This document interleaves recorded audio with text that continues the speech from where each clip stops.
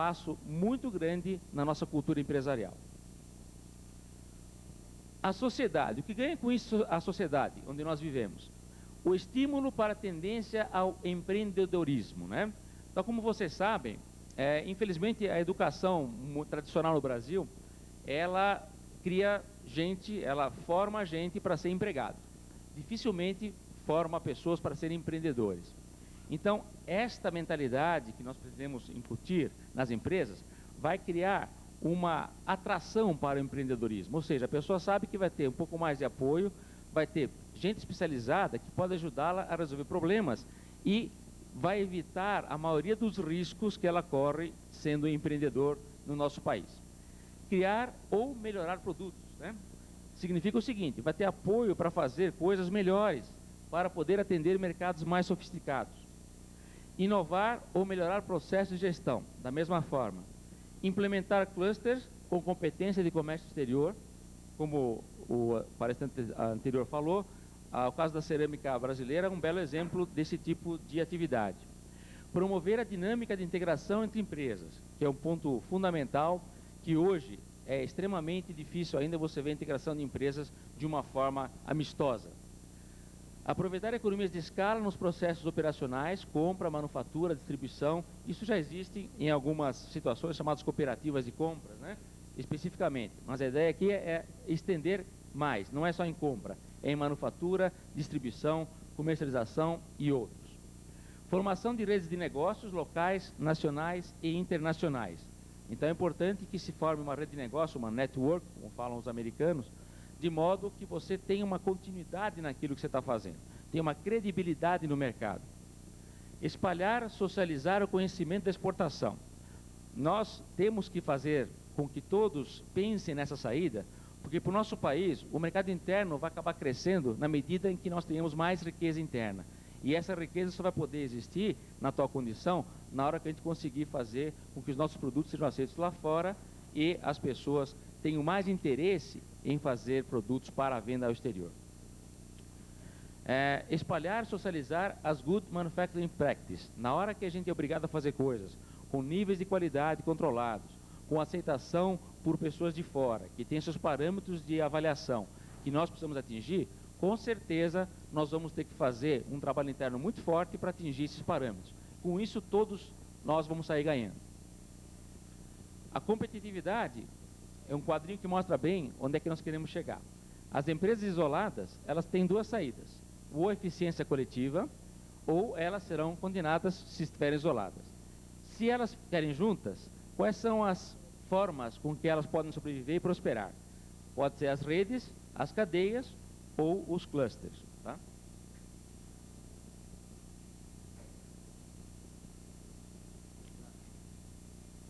Então, por último, essa informação que para vocês faz parte do encerramento da nossa palestra, onde entraria a Fundação Vanzolini? Na educação, na certificação e na normalização desse processo. O Departamento de Engenharia de Produção da Escola Politécnica, na gestão de projetos, produtos e processos. Na Escola Politécnica, em tecnologia. E a própria Universidade de São Paulo, nas áreas correlatas, a economia, ciências sociais, terceiro setor e desenvolvimento regional. Tá? Então, a nossa mensagem era essa, nós estamos trabalhando para fazer com que as fases do processo, de fato, se consolidem. Nós temos duas fases, uma fase é o projeto experimental, como falei para vocês, e nessa ocasião nós estamos pleiteando um financiamento para que possa ser desenvolvido um trabalho mais profundo, e após isso, nós vamos realmente implementar um consórcio de exportação com os interessados que queiram fazer esse tipo de trabalho junto com a gente. Né?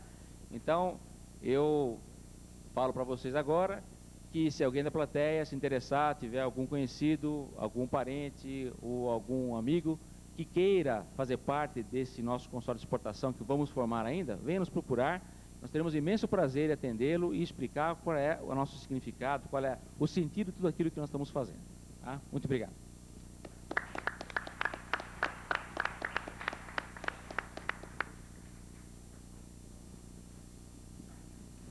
Ok. Antes de passar a palavra, eu gostaria de consultar se o seu Ibrahim Elias, do Complexo Mondragon, ou um representante seu está presente na plateia. Bom, antes de passar a palavra ao professor John Humphrey, que vai encerrar essa mesa redonda, e antes também do debate, eu quero aqui aproveitar, e não foi mera coincidência, a gente trabalhou nesse sentido, vocês estão convidados aí, enquanto esperam o coquetel do encerramento dessa sessão de hoje, no estande da Livraria Atlas, nós estamos lançando aqui, de minha autoria, um livro que tem um título bastante convergente com os assuntos que a gente está discutindo: Redes de Cooperação Produtiva e Clusters Regionais, Oportunidades para as Pequenas e Médias Empresas. Isso é um produto, ainda não é um produto de exportação, foi escrito na língua brasileira, na língua portuguesa, e que, na realidade, faz uma reflexão sobre essas questões, procura identificar alguns polos econômicos que poderiam se constituir a figura de clusters regionais no estado de São Paulo, e é fruto de uma pesquisa patrocinada pela Fundação de Amparo à Pesquisa do Estado de São Paulo, da FAPESP, e que se desenvolveu ao longo dos últimos 3 anos, que acabou, inclusive, sendo material aí para uma tese de docência que a gente defendeu no ano passado. Então, vocês estão convidados também depois, quem quiser continuar conversando com a gente sobre esse assunto, após o encerramento dessa mesa redonda, aqui no estande da Livraria Atlas, aqui no anexo do auditório, enquanto a gente aguarda o coquetel. Ok?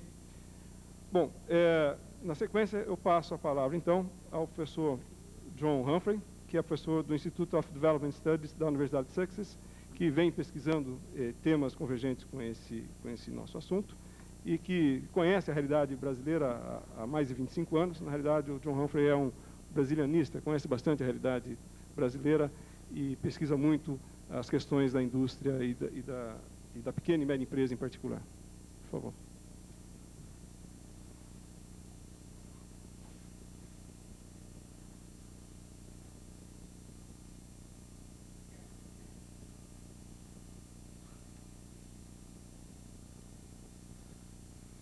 Boa tarde.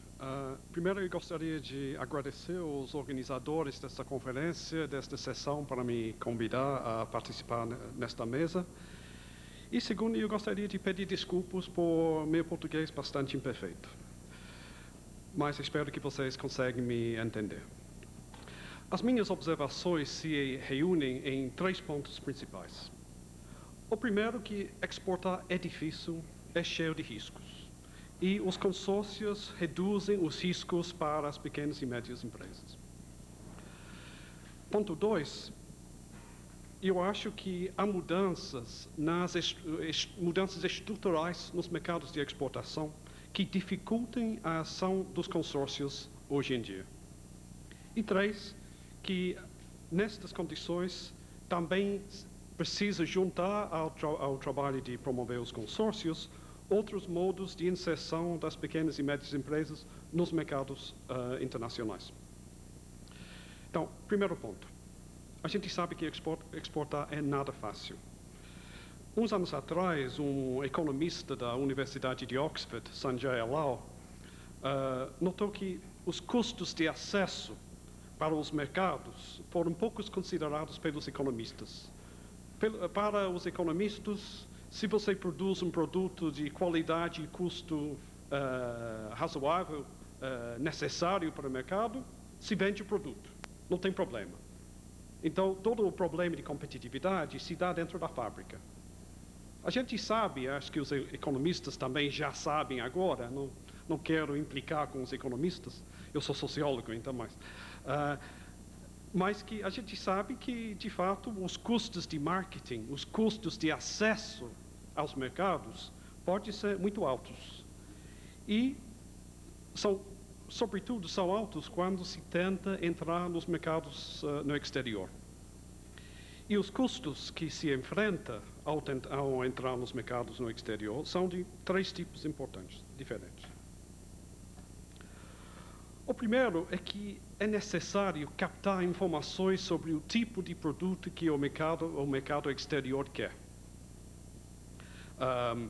Quer dizer, quais as preferências dos consumidores, quais as regulamentações de standards, de legislação que são aplicados nos mercados, quais as normas de qualidade e assim por diante, porque cada mercado tem as suas próprias, as suas especificidades. Segundo, é necessário desenvolver os processos e os produtos adequados para estes mercados, os requisitos destes mercados. Porque, no caso dos países em desenvolvimento, muitas vezes os requisitos dos mercados no exterior, nos países avançados, são mais exigentes do que no mercado doméstico. Portanto, exportar significa dar um salto de qualidade, de diferenciação do produto, de tecnologia, para atender a essas exigências que são mais complicadas. Por isso, eu acho que a pequena e média empresa brasileira exportar para a Europa é muito mais difícil do que uma empresa italiana exportar para a Europa, porque o mercado italiano também exige, ou até exige mais do que, por exemplo, o mercado inglês, certos requisitos de qualidade e de aspectos do produto. E terceiro, mesmo se você consegue conhecer o que o mercado necessita e também desenvolver os processos e produtos para o mercado, você tem que fazer o marketing, fazer que o consumidor conhece o seu produto e tem confiança nele. Tudo isso necessita de investimento. Os investimentos demoram para gerar retornos e isso cria grandes riscos e incertezas e necessidade de capital que as pequenas e médias empresas normalmente não têm. Isso cria barreiras. E por isso que já foi explicado por os outros panelistas como que os consórcios de exportação podem reduzir, rachar, né, dividir estes custos entre muitas empresas, porque vários destes custos, de fato, têm economia de escala. Só precisa pesquisar uma vez sobre os regulamentos para cerâmica no mercado estadunidense, e isso já vale para todas as empresas que exportam e assim por diante. Eu não preciso falar mais sobre as vantagens dos consórcios. Mas o que eu gostaria de salientar é que os consórcios funcionam bem quando se tem mercados caracterizados por muitos produtores e muitos consumidores. Quer dizer, mercados fragmentados, tanto pelo lado da produção, se tiver produção concentrada não precisa de consórcio, a empresa grande faz si mesmo, e também consumo fragmentado para que haja consumidores que querem comprar nas quantidades que são feitas pelos pequenos produtores que exportam. Claro que no caso da Itália, se pode dizer que as empresas são pequenas, mas que a escala de produção é grande, justamente por causa da divisão de trabalho em etapas, né? Mas eu acho que isso não caracteriza muito bem a situação no Brasil. Então, eu acho que há três grandes tendências nos mercados internacionais que estão tirando o espaço para esse tipo de estrutura de mercado, de pequenos produtores, pequenos compradores. E os três fatores são os seguintes. Não, primeiro. Eu decidi eu tenho um laptop no hotel, mas decidi de caminhar pelo lado de baixa tecnologia. E baixíssima tecnologia, quer dizer. Então, os três fatores. Primeiro que tem concentração ao nível mundial em vários setores, concentração dos compradores.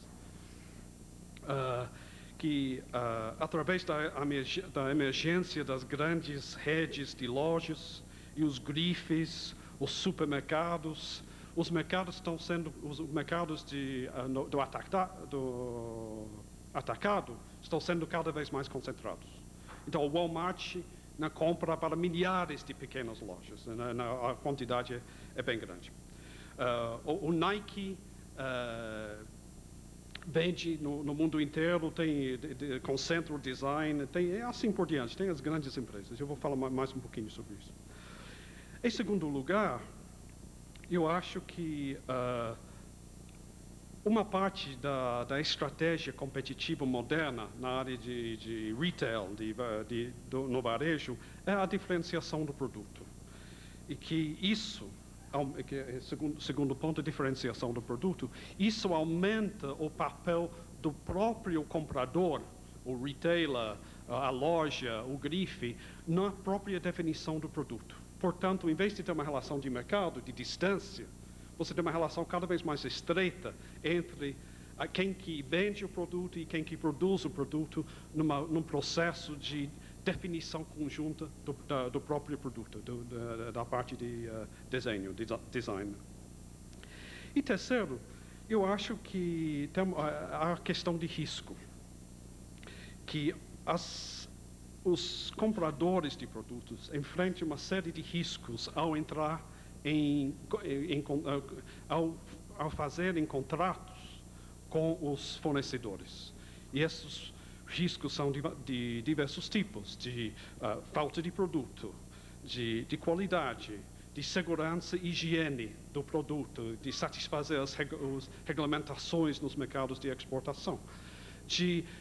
Agora que as grandes empresas, as grandes lojas, por exemplo, na Inglaterra, estão sendo cobrados pelas condições de trabalho nos seus fornecedores. Se você é um Marks Spencer, um Sainsbury's, passa na televisão um programa que mostra que as roupas de Marks Spencer estão sendo produzidas em regime de semi-escravidão ou de regime de hora extra forçada, 12 horas por dia, na China, na Tailândia, isso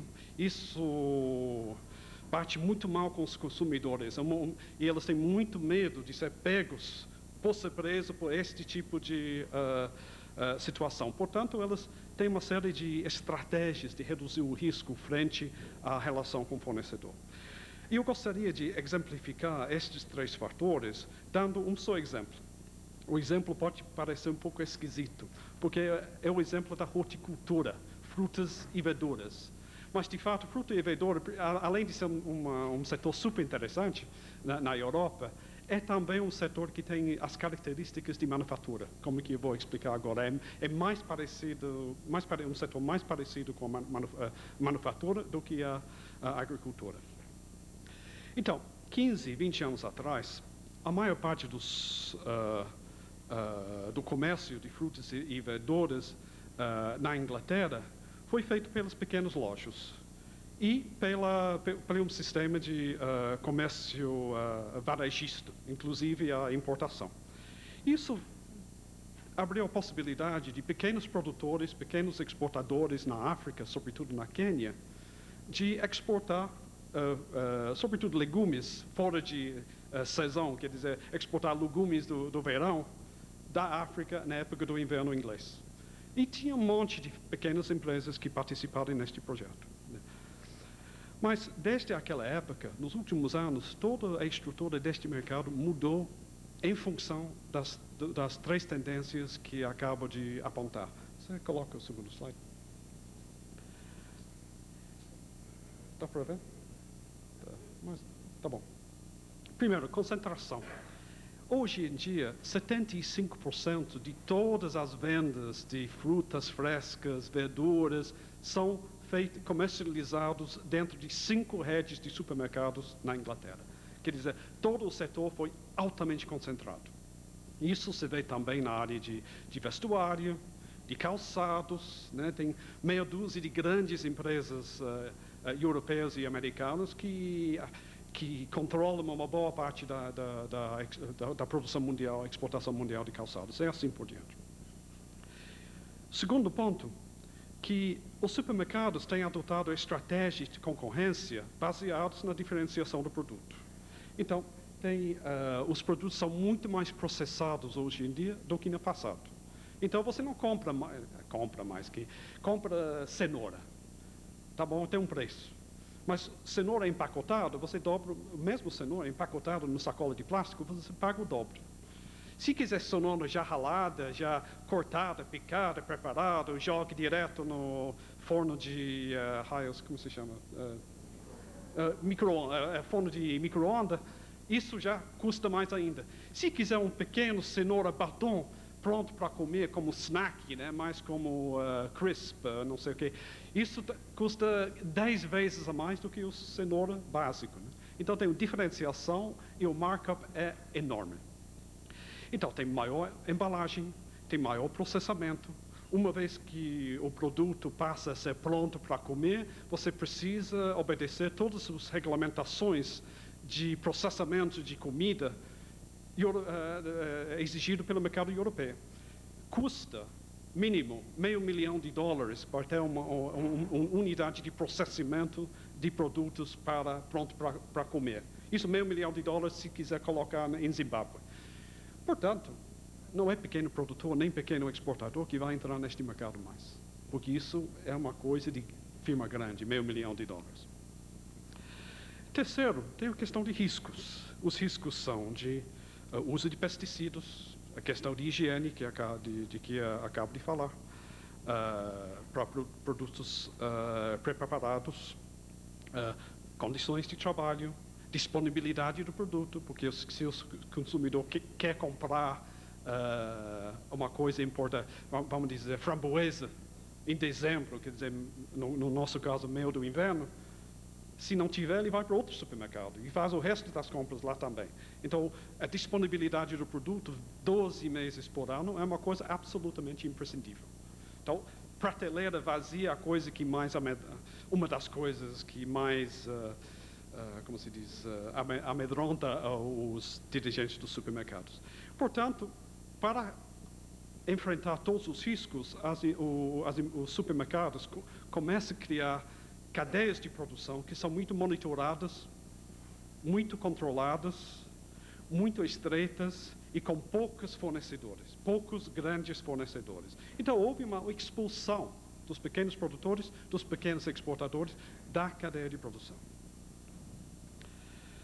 Então, por exemplo, na Quênia, a produção é cada vez mais pelas grandes fazendas e o setor de exportação é cada vez mais concentrado. Tem meia dúzia de empresas que concentram 70% ou 80% das exportações de verduras do país. E as empresas que ficam no setor têm que ter investimento, têm que ter sistemas de rastreamento, então tem que ter ISO 9000 e assim por diante. Né? E por isso que eu digo que é mais comparável com a manufatura do que a produção agrícola. Que significa que tão poucos pequenos produtores só em esquemas especiais de que as grandes empresas vão organizar os pequenos produtores, organizar sistemas de aplicação de pesticida, organizar sistemas de qualidade para que o supermercado confia na atividade do pequeno produtor. Mas, em geral, os supermercados são muito receosos em termos de aceitar produtos dos pequenos produtores. Você pode dizer que o caso da horticultura é um caso extremo, acho que é, em parte por causa da natureza do produto, a questão de segurança, higiene e tudo isso, mas eu acho que é só um caso extremo de tendências que se vê também em muitas outras indústrias. E que nós, em nosso trabalho no Institute of Development Studies, nós temos verificado em outras indústrias as mesmas tendências de construção de redes na base de relações de monitoramento e de relações estreitas entre as empresas. Eu só não uso o termo parceria para descrever esta relação, porque não é parceria, porque o comprador é mais forte.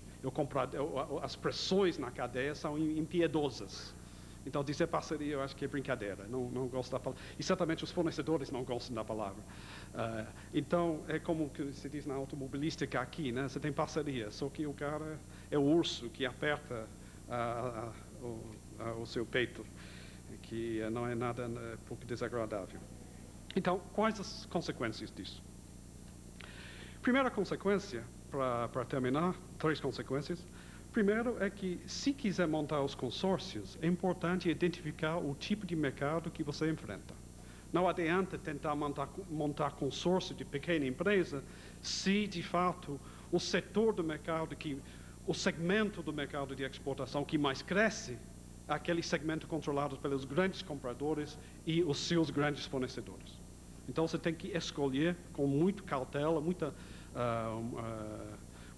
precaução o tipo de setor onde você lança os consórcios. Ou que podemos dizer, se quiser lançar, é bom escolher os segmentos do mercado, onde tem, porque mesmo no mesmo setor, vamos dizer, vestuário, tem vários segmentos, e tem segmentos com grandes compradores, tem segmentos com pequenos. Tem que escolher os segmentos que têm uma estrutura de mercado mais fragmentada. Segundo ponto, se de fato nos segmentos escolhidos há uma concentração, provavelmente é melhor pensar na exportação indireta. Quer dizer, essa ideia do hub and spoke, que de fato mesmo no cluster ou no país em desenvolvimento, você tem as grandes empresas líderes que vão organizar os outros. E não é que as pequenas vão exportar diretamente, elas vão exportar indiretamente. E isso, acho que também é muito valioso. Eu acho que não há nenhuma razão para desprezar a exportação indireta. E muitas vezes é isso que se deve fazer.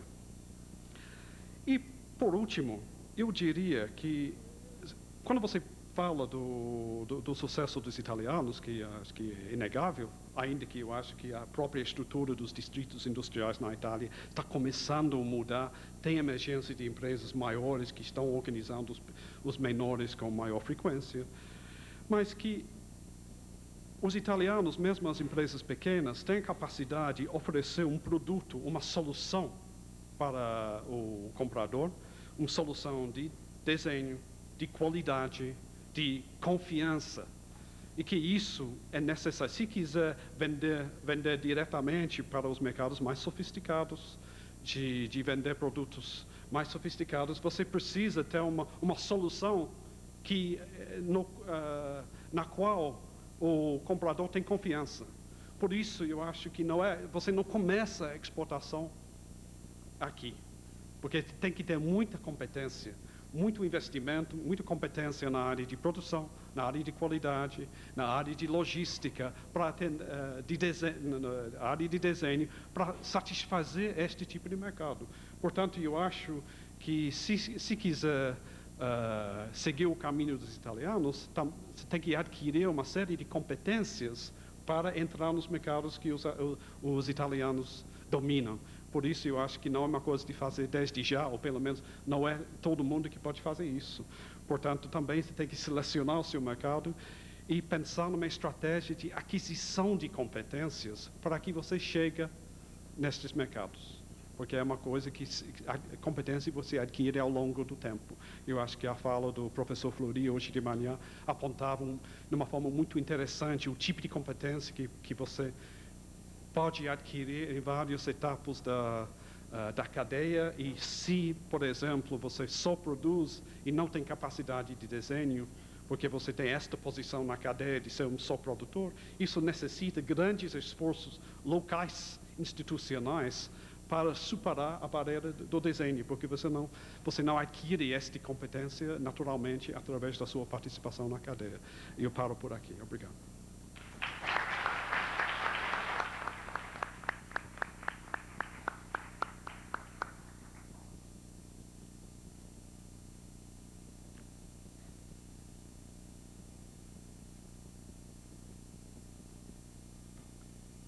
Agradeço as palavras do John Humphrey. Acho que uma palestra extremamente competente para fazer uma avaliação crítica, né, e também, de alguma forma, mostrar um outro aspecto, né, do ponto de vista dos cuidados que a gente deve tomar ao se pensar nessa questão de formação de agrupamentos de pequenas empresas, né, da importância relativa da pequena empresa e as possibilidades de inserção dessa categoria de empresa na economia globalizada, os riscos e as oportunidades que decorrem dessa categoria de empresa. Bom, antes de encerrarmos, eu acho que a gente tem tempo para algum debate, então eu gostaria de abrir a palavra aí à plateia para eventuais perguntas aos membros da mesa. Eu acho que o pessoal está com o microfone móvel. Quem tiver interesse, por favor, levante o braço e se identifique e, logicamente, identifique também aqui o membro da mesa aqui que deseja fazer uma pergunta. Alguém da plateia? Aqui, por favor.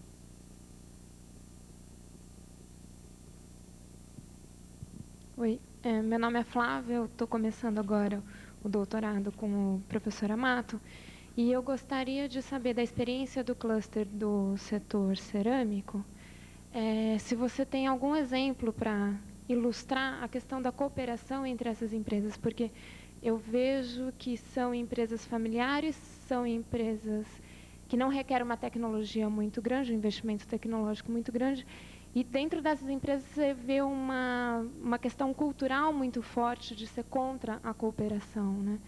Então, acho que essa é uma problemática que seria interessante ser melhor explorada. Obrigada. De fato, você tem razão. Apesar daquela troca informal, que eu dizia, reforcei esse aspecto informal das informações que passam, mas no aspecto formal é sempre mais complicado. Já foi dito aqui da dificuldade cultural brasileira dos empresários sentarem, se relacionar, isso não é tão simples. Alguma coisa está começando, isso é recente, por isso que eu nem mencionei 2 projetos. Um, que é um embrião de um consórcio de exportação que está sendo criado na região. Até esse momento, me parece que são 5 empresas que já estão trabalhando em torno dessa ideia. E recentemente também foi aprovado um projeto Apex, que aí então reúne, são 42 ou 44 empresas no Brasil inteiro, não só naquela região. Mas é um traço cultural nosso, sim, eu concordo com você, é um traço já muito bem diagnosticado aqui. Como vencer, como superar essa resistência, não é uma coisa tão simples. Essa questão das desconfianças, eu acho mais do que levar vantagem aqui, que de certa forma ainda predomina algumas relações, mas a questão das desconfianças são muito grandes. Quer ver um exemplo? Essa indústria tem uma tendência a se desverticalizar para trás na questão da matéria-prima.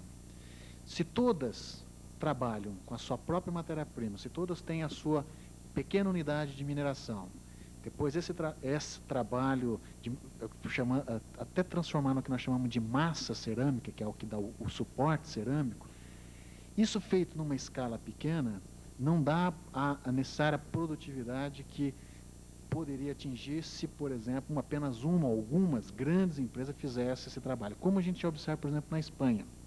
Com um adicional, né, de vantagem, de poder agregar a esse processo, tem um processo de moagem com moagem úmido, e que na hora da secagem esse vapor é jogado, por exemplo, né, para fora, uma energia que está se gastando, se jogando fora literalmente, mas que como nós não temos escala, a gente não consegue agregar o que é chamado cogeração. E é um processo que já vem crescendo na Europa. Então você, além de ter uma massa cerâmica com melhor qualidade, ainda tem como subproduto energia elétrica, né, que sai desse processo.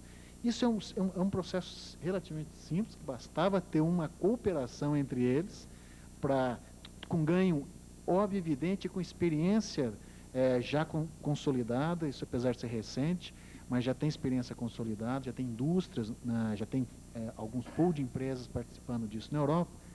E, no entanto, pela simples desconfiança de que uma empresa dessa não vai fornecer para uma, mas vai fornecer para o outro, não sei o quê, ninguém consegue vencer a barreira e praticar uma ação de desverticalizar. Então, a raiz, a base disso ainda está um pouco com essa coisa da desconfiança, né, que precisa ser superada. E acho que quando acontecer isso, à medida que for acontecendo isso, a cooperação vai crescer naturalmente. São processos que estão se iniciando, pouca experiência ainda nesse momento, mas eu acredito que nós já estamos a caminho. Acho que um pouco de prática empresarial nesse sentido vai acabar mudando essa cultura. Essa é uma expectativa, pelo menos, que nós temos. Não sei se eu respondi aí a tua Flávia, né? Queria perguntar ao professor Humphrey, eu sou o Reinaldo aqui da produção, queria perguntar ao professor Humphrey se o neoliberalismo radical, que o berço parece que foi a Inglaterra, como que ele afetou a pequena e média empresa lá na Inglaterra? De uma forma rápida, qual o modelo de estímulo à pequena e média empresa na Inglaterra?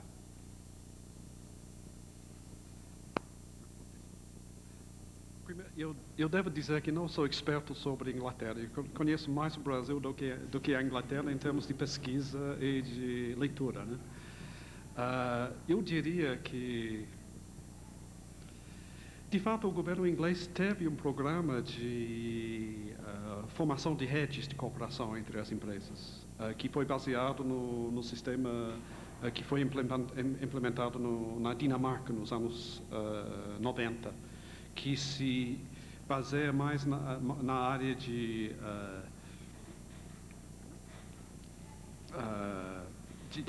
diagnóstico, de discussão de quais os problemas maiores, né? Diagnóstico para definir um certo nível, certas áreas de necessidade maior, e de oferecer consultoria e ajuda para as pequenas empresas. Mas eu diria que isso não é de grande âmbito. E que, em geral, a Inglaterra, tanto eu acho também a França, se comparado com a Itália e a Alemanha, se marcam pela fraqueza das pequenas e médias empresas. O que se nota, por exemplo, no caso da Alemanha, é que as pequenas empresas são altamente tecnicamente sofisticadas. E por isso elas têm relação de parceria com seus grandes clientes. E tem muitos grandes clientes porque elas têm uma outra competência a oferecer ao cliente. Enquanto no caso acho que na Inglaterra os pequenos não têm essa competência técnica, em parte porque tem toda uma história de desenvolvimento de competências técnicas na Alemanha que nunca tinha em termos de ensino, em termos de estrutura escolar que não tem na Inglaterra. Então, acho que, em geral, eu não acho que o neoliberalismo fez muita coisa para a economia inglesa e certamente não para as pequenas empresas.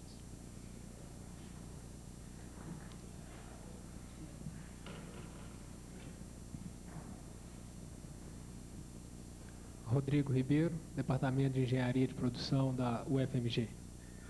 Gostaria de perguntar ao professor Luciano Maza, né, uma questão. Sobre tudo que foi discutido sobre o consórcio de exportação está partindo do pressuposto inicial de que existe a falta de uma instituição que permita às pequenas e médias empresas a ter acesso ao mercado internacional por motivos de custos e outros motivos.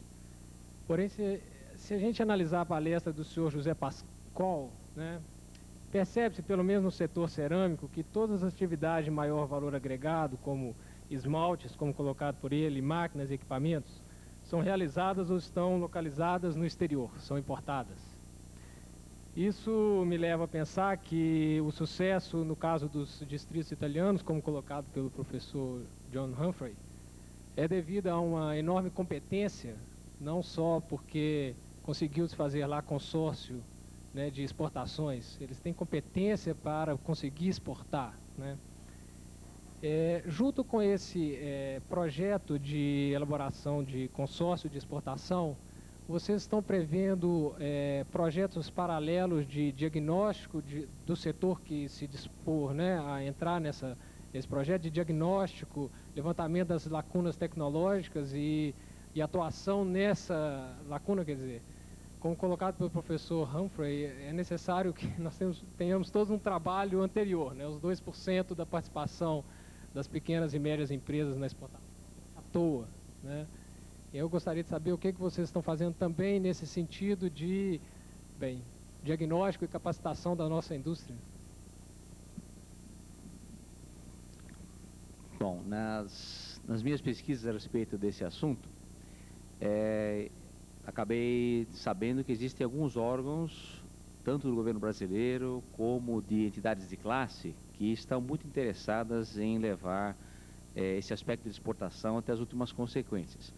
Sobre o governo brasileiro, tem a Câmara de Comércio Exterior, que é a CAMEX, que é ligada ao Ministério da Itamaraty, né? Ao Ministério das Relações Exteriores, que ocupa-se em saber que tipo de produtos alguns países estão interessados em adquirir de outros países, e principalmente o nosso. No caso do São Paulo, a Fiesp tem um programa chamado São Paulo Exporta, né, onde existe também essa mesma preocupação em saber o que é que se destina, digamos assim, a países desenvolvidos e que nós possamos fornecer. Só a título de curiosidade, existe uma lista de mais de 500 produtos diferentes que a Fiesp coloca à disposição pela internet, através desse programa São Paulo Exporta, né? E uma das maiores solicitações de países do tipo Alemanha, a própria Inglaterra, França, é carvão vegetal. Só para você ter uma ideia do tipo de coisa que o pessoal precisa, né?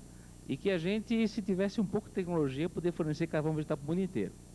Só para vocês, não sei se vocês sabem, mas tem uma usina siderúrgica belgo-mineira que é movida a carvão vegetal. Eles têm florestas próprias que fazem o carvão vegetal para poder fazer o aço. Tecnologia nós temos, né?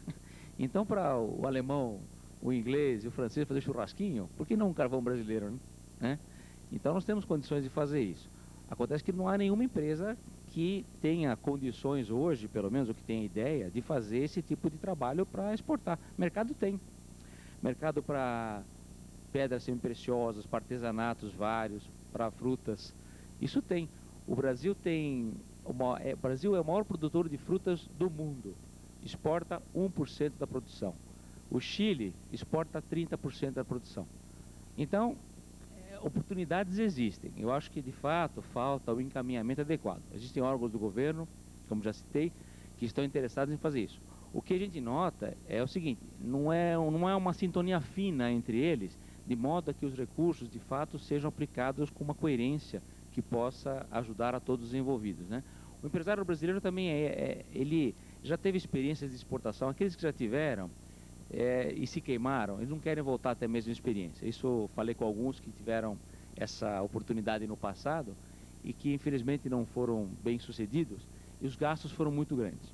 E isso deixa sequelas, né? Então as empresas que fizeram isso e não tiveram os bons resultados, não continuam nessa área. Segundo lugar, o mercado interno brasileiro ele não é muito estável. Então, quando você faz um planejamento de produção, determinado volume de produtos que você imagina que você vai vender, e de repente o mercado interno dá um salto, quem é que você vai atender primeiro? O mercado externo ou o mercado interno? O pessoal opta por vender aqui, não opta por manter lá fora as ligações e os compromissos que já tem. Eu trabalhei em 2 empresas onde a tônica era essa. Mercado interno é forte, está subindo, vamos vender para o mercado interno. O mercado externo é residual, ou seja, se sobrar alguma coisa, você vende. Coisa que não é bem assim que o pessoal pensa dos outros países, né? Para você criar uma estrutura de exportação duradoura, você precisa assumir compromissos duradouros. O dólar sobe, desce, flutua, não importa, você precisa cumprir os compromissos, porque o teu cliente lá vai comprar de você também com fidelidade. Se você é o sabor dos ventos, você fala assim, não, hoje não vou vender porque eu ganho mais do mercado interno. Amanhã eu vou te vender porque eu ganho mais com você. O cara não compra mais de você. É o que aconteceu no Brasil. O Brasil tem surtos de exportação. Na hora que o mercado interno diminui, você exporta mais. Por quê? Você exporta excedente, né? Você não se prepara para fazer isso. Então, existe a preocupação por parte dos organismos oficiais, né? Por parte da própria Federação das Indústrias do Estado de São Paulo, que está com um programa muito bom nesse aspecto, né? Agora, o empresário mesmo, ele ele tem medo de água fria, né? Gato escaldado tem medo de água fria. Então, ele tem dificuldade de enxergar essas coisas. Que eu acho que é uma questão muito importante se colocar, embora seja relevante se pensar na exportação de carvão mineral, carvão vegetal, me desculpe, carvão vegetal e outros produtos, como o senhor colocou, mas de maneira alguma isso vai solucionar o nosso problema da balança comercial, haja visto a questão dos termos de troca, né? Na medida que a gente exporta carvão vegetal e vai ter de importar máquinas e equipamentos da Itália, nós não vamos resolver o nosso problema da balança comercial. Então, acho que a questão posta para o governo é muito mais séria do que só aumentar a exportação, mas sim aumentar a exportação em quê, adquirir competências em quê. Esses pontos que eu acho que tem que ficar muito claros, porque senão podem dar uma visão muito restrita do tanto de trabalho que nós temos pela frente. Nós temos muito mais do que talvez as pessoas imaginem, né, essa posição que eu queria colocar. Eu tenho a completar uma coisa, é o seguinte, eu tenho pessoas conhecidas que trabalham no Itamaraty. Quando o Itamaraty participa de sessões de comércio do Sistema Geral de Comércio, né, tarifas, né, normalmente o pessoal do nosso Ministério dos Exteriores, ele está sozinho, não há nenhuma comitiva, nem assessoria por parte dos organismos privados para dar suporte a qualquer decisão que o Itamaraty venha a tomar. Se você olhar a delegação americana, a delegação de alguns países da Europa, tem o representante do país e tem 10 caras em volta dando assessoria para ele. Então, como é que o nosso, vamos dizer, o representante brasileiro, com pouquíssimas informações, ele pode ter poder de dizer, não vou aceitar essa tarifa, ou não vou aceitar essa cota, ou não vou aceitar essas condições, se ele não tem nenhum suporte da própria indústria. Isso é patente. Isso é o pessoal que eu conversei no Itamaraty, tem tido muitas reclamações contra o setor privado, porque ele, como envolve custos, você mandar uma delegação para ajudar o nosso representante a defender os interesses do país, o pessoal não manda, deixa o representante sozinho. O que acontece? Também não pode, em contrapartida, exigir que ele faça alguma coisa muito melhor do que ele consegue com os dados que ele tem na mão. O José Pascoal tem um comentário a fazer? Eu queria fazer mais um adendo a essa colocação. Na verdade, um adendo a dele. Eu tive uma experiência quando eu estudei na Alemanha, e durante o trabalho de doutorado que eu estava desenvolvendo lá, eu tive a oportunidade de ter contato com muitas empresas na Alemanha. E em várias dessas empresas eu vi um comentário que era mais ou menos semelhante. Assim. Essas empresas já tinham de alguma forma importado do Brasil.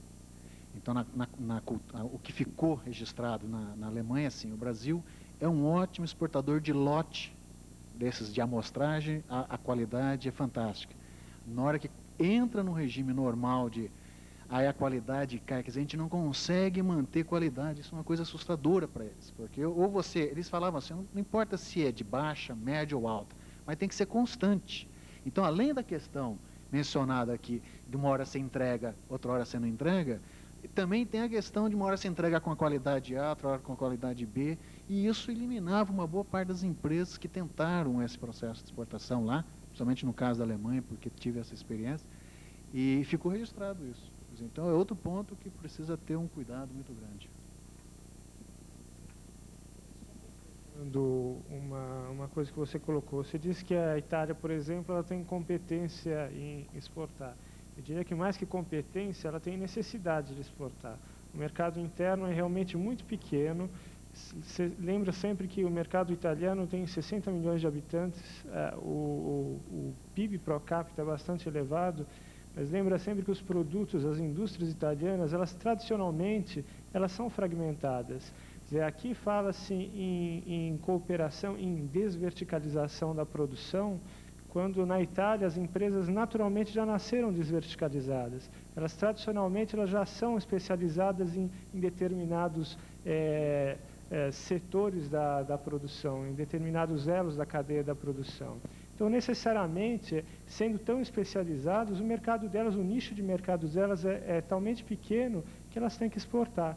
As empresas, geralmente, quando nascem, elas produzem sim para o mercado italiano, mas elas começam a já vender para o mercado francês e alemão. Quer dizer, isso para elas, apesar de ser mais ou menos que um mercado interno, elas já têm experiências com culturas diferentes.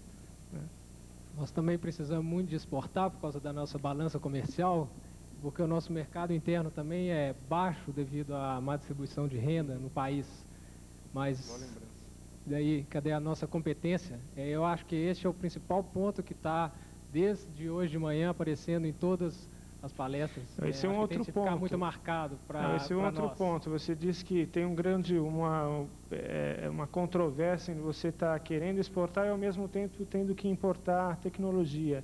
É que a tecnologia, de repente, você pode até desenvolver num determinado prazo de tempo, mas não num curto prazo de tempo, como está sendo colocado. Quer dizer, se você pegar e importar essa tecnologia, aprender a usar, talvez em 15 anos, em 10 anos, você consiga desenvolver a sua próxima. Agora, a partir do zero, como se os governos anteriores colocavam, quer dizer, fechar o Brasil, a partir do zero, querer desenvolver a nossa, isso eu acho que é perda de tempo. Por isso precisamos de políticas industriais, da interação entre universidade e empresa.